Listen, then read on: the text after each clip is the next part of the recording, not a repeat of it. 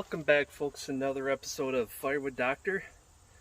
Today is the Monday before Labor Day, and I already forgot. Oh, there. Almost thought I forgot one of my handiest tools in the woodyard, in the truck. I was going to grab it and show you. Yeah, this is one of my handiest tools I got for working in the woodyard. I use this for when I'm, depending on the size of rounds, if they're just small, I use the tongs. If they're big, the grab, chuck out of the way when I'm bucking. Or loading the splitter, I'll use this. I'll be using this one a lot more when the new splitter comes. I have not yet received the 2-week notice of its birth coming up, so to speak. Birth meaning, you know, it goes to production. Or be ready to pick up. It's a ready to go home date. I've not gotten that message yet, so hopefully this week I'll get that. But a lot of how I use this, someone suggested a rake to pull the wood from the front of the truck to the back. I tried that. Works absolutely miserably. A garden hoe would work better. But this, I could just grab any piece, you know, like off of the pile. This one is pretty wet. It rained the last couple of days on it. So this was ready to burn wood that I pulled out of the pile as I split. I chucked it into the truck. So hopefully it stayed ready to burn. And I don't have to lean over the tailgate. I'm just reach and grab. You don't need much penetration because this tooth is enough to just grab the surface and bring the wood to you. One of the handiest tools in the woodyard. I'm glad I bought it. The price tag has since worn off, but I bought it at Watoma Rental in Watoma, Wisconsin. This is actually made by Logrite, I think.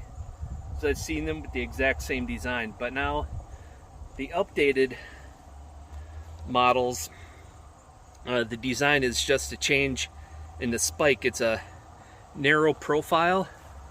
I don't know if you could see it, but this flat part here, they basically ground the sides down to where this is like 3/16 of an inch or so, probably to help give it better penetration. But it's the same good quality. They just changed the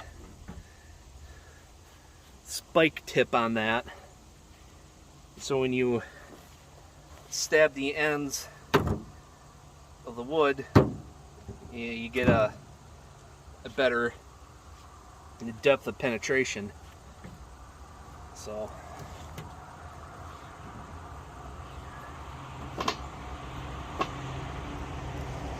hopefully this firewood isn't too, hopefully it doesn't rain anymore. I don't need that for this week if I'm going to have good firewood for the weekend.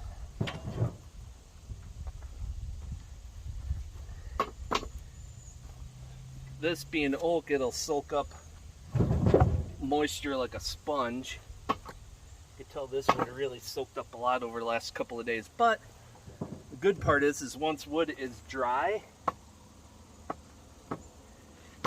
it re-dries fairly fast.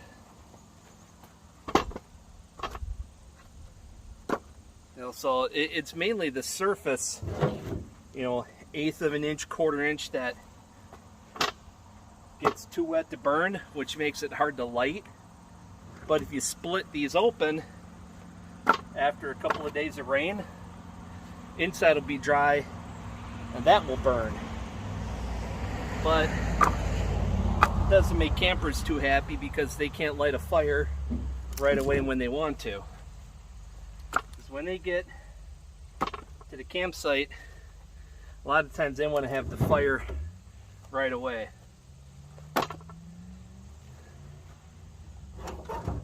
If they already have wood that will burn and they're just getting more, what works as an effective drying tool, or method I should say, is you have your fire ring burning nice and hot. And then you place your wood around the fire ring like a secondary ring. It preheats the wood, which means it will burn faster. Now what I'm talking about, heating up the wood, it needs to be at a certain temperature before it will produce the gases necessary for combustion, and those gases are what burn. Paper needs to be 451 degrees or so to burn. Wood, assume it's got to be at a little higher temperature. That's why you use, thin kindling, because this will reach combustion or off-gassing temperature much faster than you will, say, one of these pieces. You take a lighter, that piece this size, it's going to heat up very fast and will start to burn sometimes immediately, almost immediately. But a piece like this with a little, conventional Bic lighter, it's going to take forever to get hot enough to burn. So you want to have the good kindling, and when you put this into the fire so it doesn't hiss and knock the fire out, you place it around the fire to preheat. What that does, besides warming it up, like you're warming up your engine in the winter so you don't damage it, and you want to give it a few minutes warm up, an engine in the winter time. And it's a busy county road for you first time viewers. You see a lot of traffic go by, and the camera's facing the road, or you hear it if it's not. But it raises the temperature. It helps boil off the water that has accumulated in it from rain and stuff. So if you get a fire going, it's going so-so, but you get some of a fire going with your wood, put your wood around the campfire ring so it heats up. I know, it's a crazy thing. You wouldn't think of it until you tried it. I tried it decades ago at Buddy's place. We got a fire going, but it wasn't going very good because all the wood got rained on. It takes a couple of days, but if you want to have a fire the same day, the wood is well seasoned. Say like a piece like this, if it's been, from a live tree, you're looking at a year old. So if you had it for a year, it's probably dry. It just picked up that moisture from the rain, and you need to dry it out so you get a good kindling fire going. You're probably going to have to burn more kindling than usual. And then you pick out your driest pieces to get the main fire going, and then you start putting these around the fire. And then as you place the pieces that are preheating around the fire, you just pick one position, just go around it like a clock. You start at, say, the noon position and just take pieces, but you replenish them as you go around the ring. And I've burnt some pretty wet wood, some pretty green wood that way too, because you helped dry it out. If you have some really wet wood, it's going to be sitting there for most of the night to dry out, but that's the best way I know to do that. So if you know it's been raining and you got, oh, this piece is really wet. That one's on the floor of the truck. But it's always got a breeze right here. Almost always a breeze, and it's in the sun all day, so it's only going to take a day or two to dry the surface to that campfire friendly moisture levels.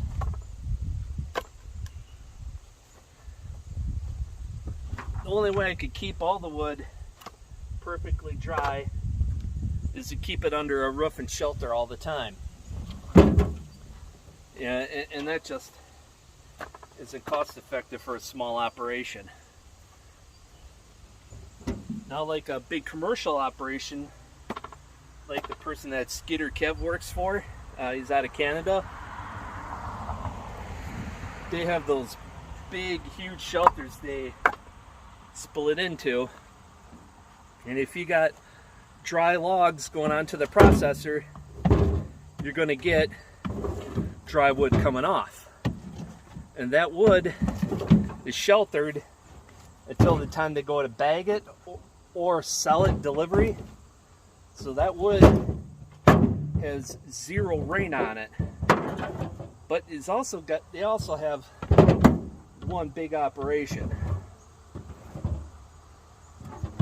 The best we can do, if you're a small firewood producer and seller, is if you're doing bundle wood, keep that in a wood shed while your other wood can sit outside. Or if you just have a pallet rack like I do behind me, I've done a few videos on stocking where you see the pallet racks, stocking that. You know, say that's equivalent to like 7 bundles worth of wood, okay? You might want to, if you have the space, I recommend keeping that wood under a roof as well. The sides could be wide open, it's just keeping the rain off of it. It's a little more convenient than covering the entire pile.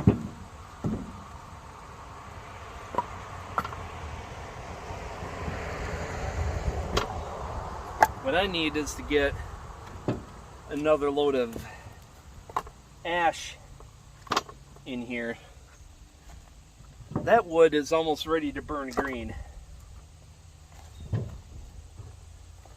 Man, that must have rained a lot because this wood was nowhere near this heavy when I chucked it in there. It feels like it gained twice the weight. You know, the weight doubled. Oh, that piece isn't so bad. You split and deal with wood long enough, you know what wood you're working with. You could tell if it's dry just by the feel of the weight. This piece, not so bad. This piece, not so bad. But some of these I could pick up and tell, it's like, oh dear Lord, like this piece weighs as much as this one. So I know this one soaked up a lot of rain and this one didn't. Because the bigger one, physically bigger, is going to weigh more at the same moisture. So if it feels like it weighs less than the smaller piece, you know the smaller piece sucked up a lot of moisture.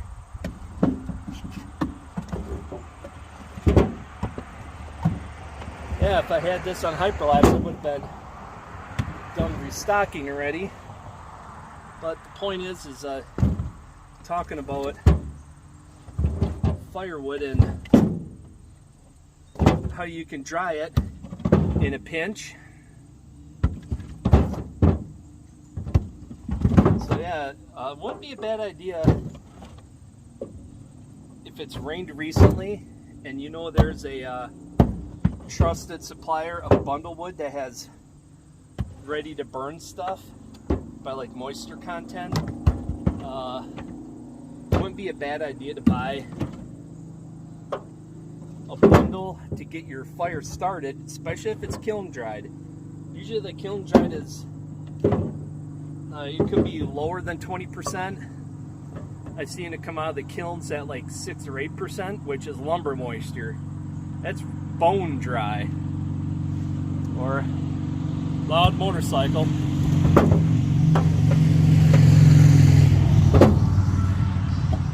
Or they could come out, 20-25%.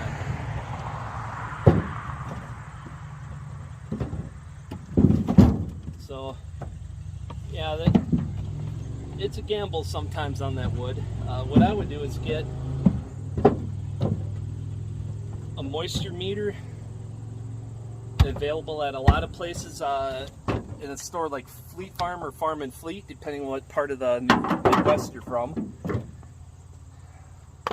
It's Fleet Farm unless you're from the wrong part of the region, then you say Farm and Fleet.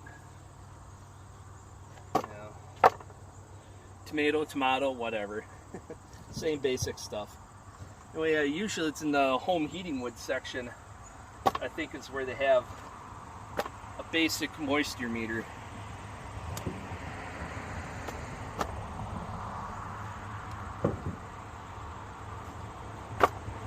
Wow. Okay. You can tell some of that's dry. Some of this really soaked up the moisture. If I could have, I would have covered up this wood, but I didn't think it was going to rain like it did the last 2 days since the last video. That's why I didn't do much in that video, because it started pouring rain. And then it let up, and then it came pouring down again later. Wow, this piece is really wet. That one was on top. Alright, now to show you a better idea of how I use the hookaroon to pull these back. Either I go along the side and reach in and chuck it forward, or I grab from here. Now I do the same thing to reach the floor of the truck so I don't have to strain too much.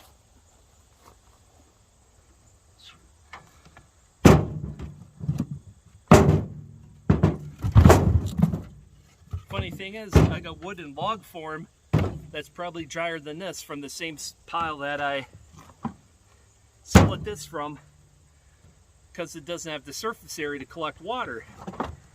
So the stuff down in the center is drier. Stuff on the floor, the truck bed, is wet. The stuff on the middle is a little wet. But give it a day or two in the sun and the breeze, it'll be ready to go.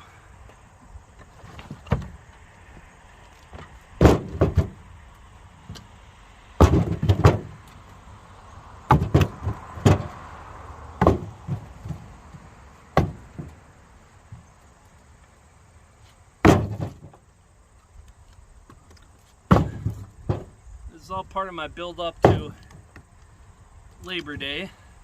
I took the week off to time off for myself, recharge the mental batteries, and make sure I have enough wood for the weekend. So when I split, I'm chucking the wood that's ready to burn right into the truck for restocking. Tilt you back up a little bit. I said I'd chuck the wood that feels ready to burn right into the truck for restocking, and the other stuff I'm just piling up. That'll probably be sold in a couple of months when it finishes drying. I got 4 of these racks over there in the reserve section, so if they sell faster, then I can keep up splitting relatively dry wood out of the pile of rounds there. I have that to sell, because that was split, gosh, a while ago. When I said I quit and taken down the roadside stand, that video. Yeah, total clickbait, but I thought it was funny, title. Remnant from when I had the last of this slab wood, when I was raking up, cleaning up the woodyard. I saved some of that stuff. Kind of wish now I had some of those, that slab, but I should have ordered some. But it's a pain to process. If you have a rack to stack them in and then go just cut through them, or just take your chainsaw, put your longness bar, and just cut right through the stack, yeah, you'll do fine on cutting that. A few more pieces.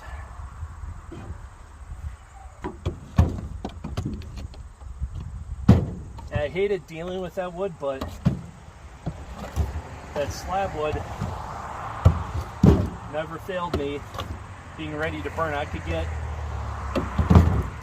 you know, a full load of it, being 6 bundles dropped off, it'd be ready to burn as soon as I cut it. So I doubt it that I can get some in in time for the weekend, I'd have to message the guy, see if he could do an emergency delivery of it. I work with the guy, you know, my regular job, so he could be working and he might be already booked on his other side businesses. So yeah, that's it. That's all. So yeah, as you can see, this worked out pretty good for pulling the wood out of the back of the truck. That's the first rack that sold basically the last 2 weeks. I haven't sold anything. Mainly because, you know, the weather kind of sucked this week. I was expecting sales to go up now that it cooled off compared to July. But yeah, it's still humid as heck now. It's probably not much lower in humidity, but temperature's gone up probably closer to 80 now. So I'm gonna go get some water. Till next time, folks, take care, go out there, do something, have fun doing it, and don't forget to that little trick that I told you about, and how to keep your campfire wood warm and dry by putting it around the ring. That'll save you especially on those big events. So that's it, folks. Next up, I'm going to be doing a lot of splitting, more splitting and more splitting. Then I'm going to do chainsaw work later this week. So yeah, I'm going to be doing a lot of chainsaw videos. So till next time, folks, take care, get out there, do something, but have fun doing it.